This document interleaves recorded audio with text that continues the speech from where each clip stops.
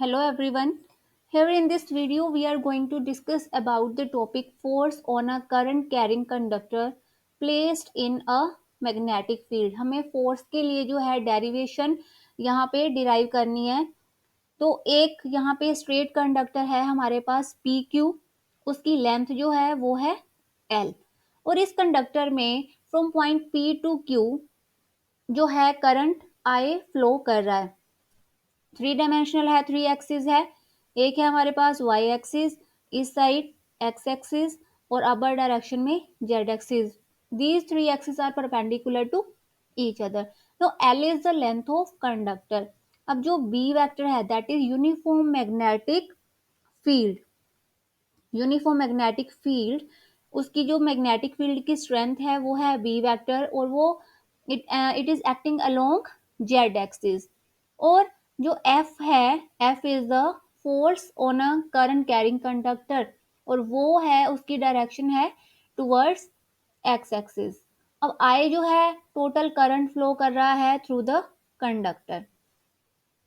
जो current flowing through the conductor, उसके लिए फॉर्मूला है हमारे पास I is equal to N A E V D. D is the subscript, V D is drift velocity of electrons. यहाँ पे जो है, यहाँ पे एक चार्ज है एट पॉइंट ओ. तो जो चार्ज मतलब इलेक्ट्रॉन है, इलेक्ट्रॉन फ्लो कर रहा है. तो इस साइड क्या है, कन्वेंशनल करंट फ्लो कर रहा है. लेकिन जो इलेक्ट्रॉन्स है, इलेक्ट्रॉन्स की डायरेक्शन कन्वेंशनल करंट से ऑपोजिट होएगी and that will be moving with velocity.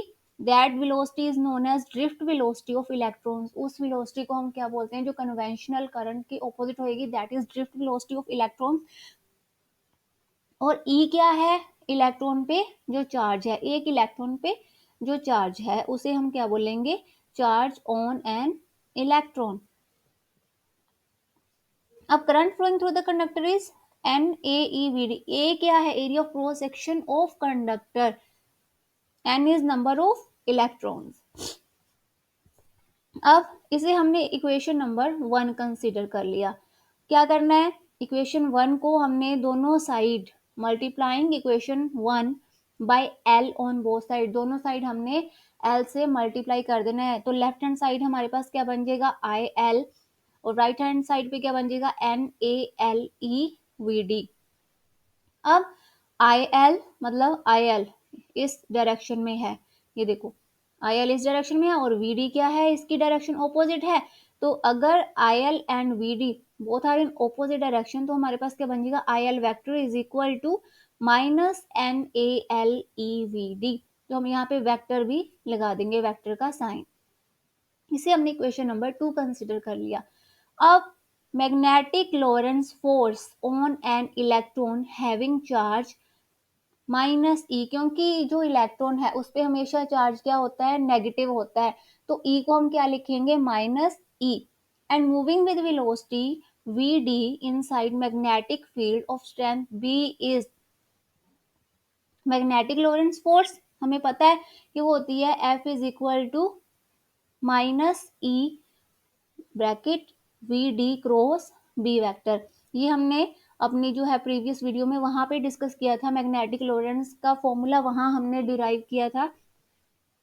तो यहाँ पे चार्ज की जगह हमने माइनस ही लगा दिया. क्यों, क्योंकि चार्ज जो है इलेक्ट्रॉन पे वो माइनस में होता है, नेगेटिव में होता है, माइनस ई. तो एक इलेक्ट्रॉन के लिए जो फोर्स है वो हमने स्मॉल एफ जो है रखा है. तो इसे हम इक्वेशन नंबर 3 कंसिडर कर लेंगे. अब टोटल नंबर ऑफ इलेक्ट्रॉन्स क्या है, एन.